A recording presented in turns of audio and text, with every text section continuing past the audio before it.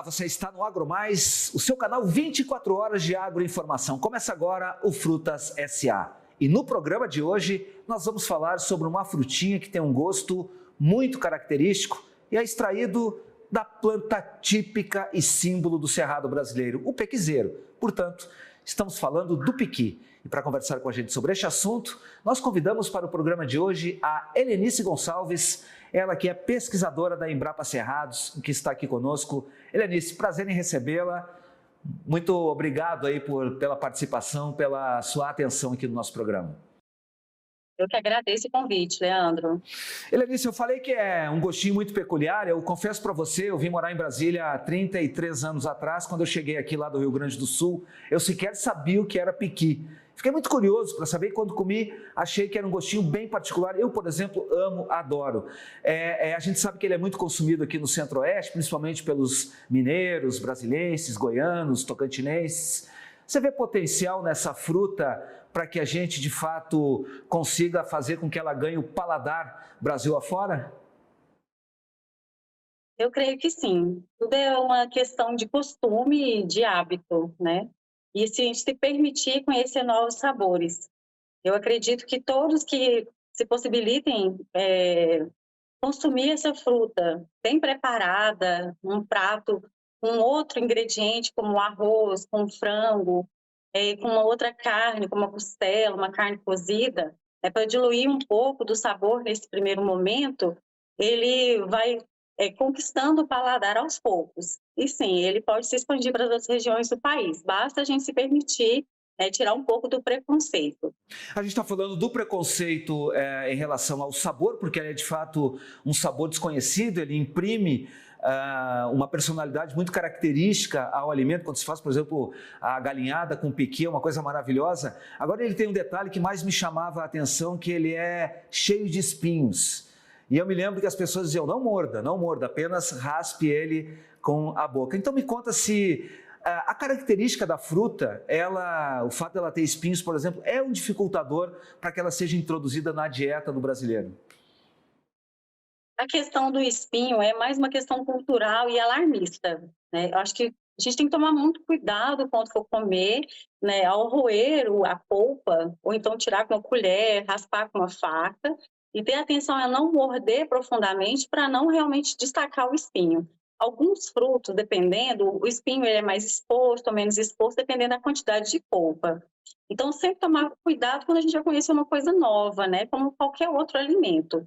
E o espinho agora, ele foi retirado, né?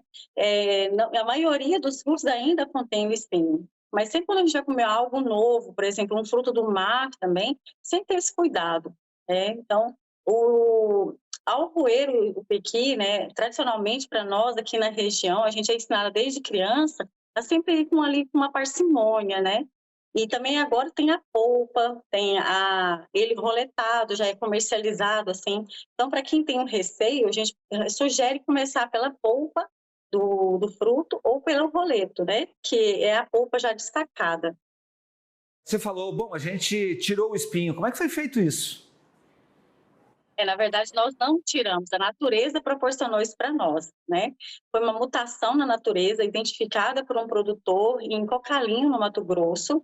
Ele teve a curiosidade, porque ele foi consumir uma parte pouquíssimo consumida do pequi, que é a amêndoa, lá dentro a semente, né? Que é onde a gente tem o embrião que vai dar origem a uma nova planta. Então, para mim, particularmente, a parte mais gostosa do pequi a gente nem come, que é a amêndoa, né? Para mim é mais gostosa que até a macadâmia. E aí ele foi quebrar para tirar a amêndoa e ele verificou que ao quebrar parecia um pêssego, uma ameixa. Ele falou, olha, esse aqui não tem o espinho. E aí ele falou, tem alguma coisa diferente aqui. E procurou o escritório da Emater, local. E o escritório da Emater encaminhou para a doutora Elaine, doutor Ailton, e eles foram até Cocalinho e investigaram. Realmente existia uma árvore naquela região que não tinha o espinho. Então foi uma mutação da natureza. E aí os pesquisadores entraram clonando esse material e foram investigar na região. Existem outras matrizes na região do Mato Grosso com esse potencial, essa mutação sem espinho. Você falou que houve a clonagem daquele material, que é o que está sendo utilizado hoje na pesquisa e no plantio comercial desse pequi. Originalmente era um produto de extrativismo, né? Ele é uma árvore nativa aqui do Cerrado brasileiro, e eu lembro, as pessoas saíam e ofereciam na beira das estradas, aquela coisa toda. Como é que você transfere um cultivo que era de extrativismo para um cultivo comercial? Como é que é feito esse processo? Como é que a árvore reage? Quanto tempo, espaçamento? Me conta um pouquinho desse procedimento. Ainda predominantemente é um cultivo extrativista, né? Muitas famílias sobrevivem do extrativismo do pequi, predominantemente no norte de Minas, no Tocantins, no norte de Goiás. Muitas regiões ainda as pessoas sobrevivem do extrativismo. O cultivo é uma alternativa para essa espécie não sofrer uma extinção na natureza, porque a gente já tem relatos de populações naturais sendo dizimadas por pragas, né? Com o avanço de extrativismo deletério, e até próprio avanço da agricultura. Então, o plantio ele entra como uma alternativa de exploração, né, para ter mais uma alternativa para o agricultor plantar o pequi. O pequi, quando ele é cultivado de forma clonada por enxertia, as nossas experiências, de 3 a 4 anos, quando irrigado e adubado, ele já começa a produzir, né, os primeiros frutos já começam a vir, e uma larga escala a partir de 5 anos. E espaçamento a gente sugere a partir de 6 metros, de 6 por 6, 8 por 8, vai depender muito da quantidade de área que o agricultor tem, né, da tecnologia que ele pode investir, mas nós estamos falando de uma árvore, né, é uma árvore perene, é a primeira espécie nativa do Cerrado perene que foi clonada. Então, nós temos outros estudos hoje com outras frutíferas, como o baru, a mangaba, a cagaita, que nós estamos também tentando traçar esse caminho. Mas o pequi abriu as portas das frutíferas do Cerrado. Então, o agricultor hoje que se interessa em plantar, seja um agricultor familiar, um agricultor de médio ou de grande acesso à tecnologia, além de proporcionar, né, uma nova fonte de renda para si, ele também vai ajudar o meio ambiente, né, a tirar essa pressão tão grande de extrativismo nas áreas naturais. Como que vocês recomendam o manejo? Como é que é feito isso? Quer dizer, é espaçamento? É em agrofloresta? Como que é feito esse consorciamento? Ele pode ser uma produção única e exclusiva de pequizeiros? Não é recomendado um plantio em monocultura, porque nós estamos falando de uma espécie nativa do cerrado no seu ambiente de origem. Então, nós sugerimos, né, é recomendado que se diversifique a população com outras espécies. Então, em sistemas agroflorestais, em sistemas de integração lavoura-pecuária-floresta, em pomar com outras frutíferas, com outras espécies também do nosso bioma brasileiro. Então, por exemplo, um plantio de pequi com café, de pequi com seringueira, de pequi com baru, que é uma outra nativa do cerrado, de pequi com mangaba. Nós temos plantio de pequi com mangaba aqui na nossa Embrapa Cerrados. Nós temos experimentos com plantio, integração lavoura-pecuária-floresta aqui também na Embrapa Cerrados, né, com pequi e baru. Então, sempre diversificar. Nós não podemos cair no monocultivo para não sofrer danos, né, com pragas e patógenos e dizimar a população, trazendo outros problemas para o nosso meio ambiente. E se você for colocar essa espécie, nós lançamos 6 clones. É importante diversificar também as variedades. A exemplo de outras espécies já domesticadas, como os citros, o café, a seringueira. É sempre importante variar os clones, o genótipo, diminuindo o risco de problemas com pragas e patógenos. Vocês fazem a clonagem, mas ele na natureza, por exemplo, o produtor já tem uma mata, já há uma produção extrativista, já há uma atividade extrativista dentro da propriedade dele, ou ele sai para fazer esse processo? Como é que é feita essa questão da polinização? O que ele precisa cuidar, por exemplo, para manter sempre aquela árvore ativa e produtiva? Olha, o principal polinizador do pequizeiro, relatado na literatura, são os morcegos. Então, é um polinizador noturno, né? Então, nessa época chuvosa, agora as flores são muito grandes, muito frondosas, né? Na época da chuva, então as flores caem bastante. E sempre cultivar também, né? Abelhas, né? Manter ali a flora, né? Outras espécies floríferas, né? na natureza, ali em volta, preservar o máximo possível para atrair a fauna, tanto insetos quanto, no caso, o morcego também, para ajudar nessa polinização, para que ele não precise, né, ter que fazer essa polinização, até porque é muito difícil, né? São árvores de um porte mais elevado, né? Então dificulta para o produtor. Entendendo, então, quanto mais adensado e diversificado no entorno desse pé de pequi, mais possibilidades ele tem de manter a sua produção ativa durante mais tempo e mais saudável também. Sim, e se ele puder investir, por exemplo, se ele tiver uma criação de gado leiteiro ou de gado a pasto, né, tudo que ele tiver na propriedade de esterco bovino ou de aves ou de suínos, ele pode retornar para sua lavoura, né, o esterco, fazer compostagem e aplicar nas suas áreas, no seu pomar. É sugerido, sim. Helenice, a gente vai fazer um intervalo rapidinho, daqui a pouco a gente volta para falar um pouquinho mais sobre a questão do manejo, do cuidado, pragas também, o que vocês já estão identificando a respeito dessa questão, tá bom? A gente volta já já. Para você aí que está conosco, espera um pouquinho, a gente volta rapidinho, é já já.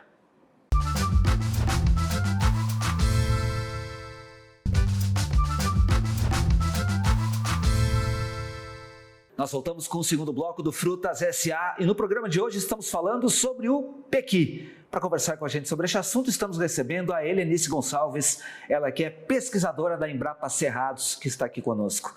Helenice, no primeiro bloco a gente falou um pouquinho sobre essa questão da pesquisa, né, da atividade como um todo, e aí você me disse que vocês estão clonando os pés. Por que não é possível a multiplicação por meio de semente? Por que ela não é viável? Efetivamente, né? Semente, ela é a primeira multiplicação, é a multiplicação sexuada. Então, nós sabemos quem é a mãe, né? Eu não controlo nessa propagação sexuada o comportamento da planta, certo? Para eu conseguir colocar a planta nos moldes para receber os traços culturais, adubação, irrigação, poda, espaçamento, eu preciso padronizar a genética. Então, nós identificamos na natureza os materiais superiores. Então, vamos dar o exemplo do material sem espinho. Então, a matriz sem espinho, ela foi clonada. Nós promovemos a enxertia, que é uma técnica de propagação, dentre várias outras, como a estaquia, a alporquia, e aí isso faz a clonagem. Então, eu pego os melhores materiais e clono ali. E aí a gente vai colocar esse material clonado, que eu conheço a genética dela, eu conheço a resposta desse material, a genética, e vou proporcionar o ambiente para que ela expresse a melhor genética, certo? Então, eu tenho genética e ambiente trabalhando juntos. Então, a técnica de clonagem nada mais é que eu garantir que aquela genética vai se expressar da melhor forma possível se eu colocar adubo, irrigação, luz, né? Proporcionar todo o ambiente para ela. Então, isso já acontece em outras espécies que a gente já passa por aí e vê plantada, né? De frutíferas, como o café, os citros, né? Os citros é laranja, limão, tangerina. Essas são as espécies que a gente conhece e já foram domesticadas ao longo de várias décadas. O que nós fizemos agora foi proporcionar isso para o pequizeiro. E me diga uma coisa, em termos de adubação, o que vocês recomendam? Olha, o pequizeiro, ele é adaptado aos solos do cerrado, que são solos de baixa fertilidade natural, e ele tem uma exigência um pouco menor que as plantas exóticas que chegaram aqui. Assim, de pronto, eu não consigo fazer uma recomendação, porque a gente precisa, para fazer qualquer recomendação, eu preciso conhecer a análise de solo da área. Então, baseado na análise de solo de qualquer proprietário, hoje você acessando o nosso site da Embrapa, nós temos as técnicas de recomendação baseadas na análise de solo, tá bom? Então, hoje, se você digitar orientações para o cultivo do pequizeiro no Google, ele vai te jogar no nosso site da Embrapa e você consegue baixar gratuitamente a nossa recomendação. E aí, você olhando a análise de solo da sua área, você consegue fazer ali a aplicação da adubação para o seu pomar. Como ela é uma árvore nativa do cerrado, ela deve estar habituada em determinado período do ano a baixos volumes hídricos, né? A gente tem aqui em Brasília 3, 4, 5, até 6 meses, ou com pouquíssima chuva ou praticamente sem nada de chuva. Eu imagino que em termos de irrigação, também a exigência deva ser um pouco menor do que essa coisa do trato da terra também, né? Mais ou menos semelhante. Todas as espécies do cerrado, elas são adaptadas a essa baixa déficit hídrico. No entanto, quando a gente é tratado bem, a gente não responde bem, né? Quando você tem um bom prato de comida, uma bebida gostosa, você não fica feliz? Assim também são as plantas. Então, quando a gente colocou o adubo e colocamos a irrigação, ela foi embora, ela respondeu bem.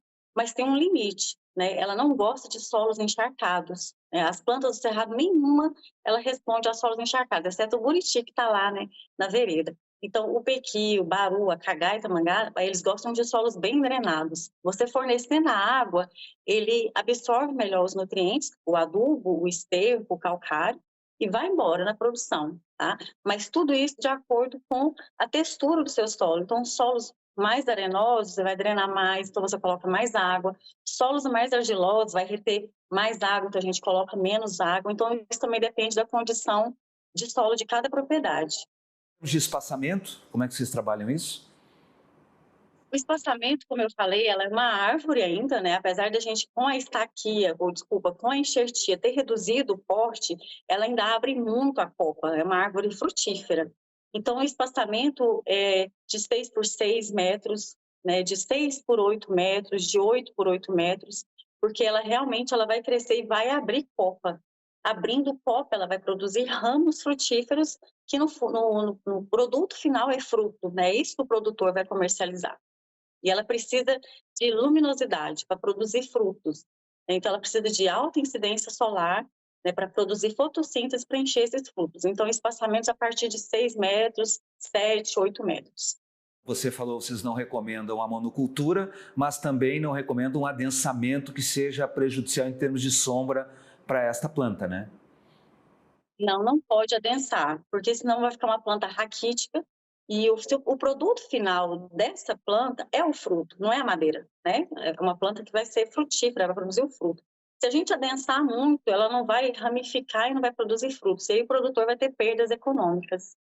Bom, vamos lá. Você mesma falou que é uma árvore, né? Eu próprio tenho 2 pequizeiros lá na minha propriedade e eu sei que é difícil porque ele dá lá em cima, né? Como é que vocês recomendam a questão da captura, da coleta desse produto, desse pequi? O principal método ainda de coleta é o fruto de caída, né? O fruto de queda, porque o fruto atinge a maturação fisiológica e a planta mesmo libera esse fruto no chão. Então, o que a gente recomenda? O pequizeiro ainda tem uma casca muito rígida, então ele suporta essa queda. Nós não sugerimos derrubar, porque se você derrubar, você pode correr o risco de derrubar frutos verdes, e aí você vai perder na sua comercialização. Né? Se você for levar para alguma feira, ou na hora que for abrir, você vai ver que o fruto tá verde ainda. Então, agora, com essa homogeneização da espécie, né, ele vai jogar os frutos mais ou menos ao mesmo tempo no chão. Então, padronizou ainda um pouco essa safra do clonado, né? Na sua casa ainda ele não foi domesticado, então ele vai continuar jogando ali no chão. Então, a gente não recomenda bater lá com madeira, com uma vara, não derrubar, porque você também compromete o ramo que está frutificando para o próximo ano, tá? Então, é sempre importante deixar o fruto cair no chão. A produção é anual. A produção é anual. O Uhum. que acontece?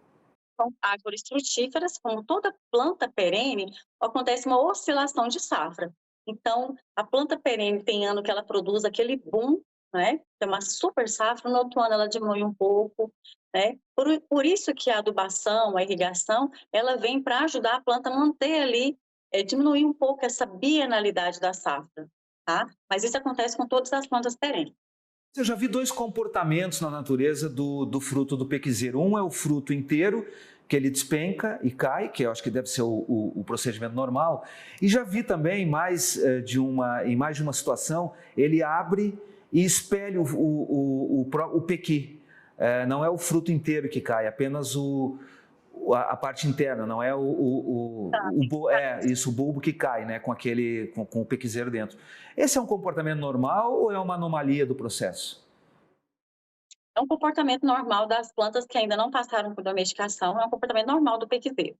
É o fruto deiscente e indeiscente, é o comportamento. Se isso estiver acontecendo, o produtor não precisa se preocupar, ele não tem nenhum problema de doença, por exemplo, no seu pequizeiro lá.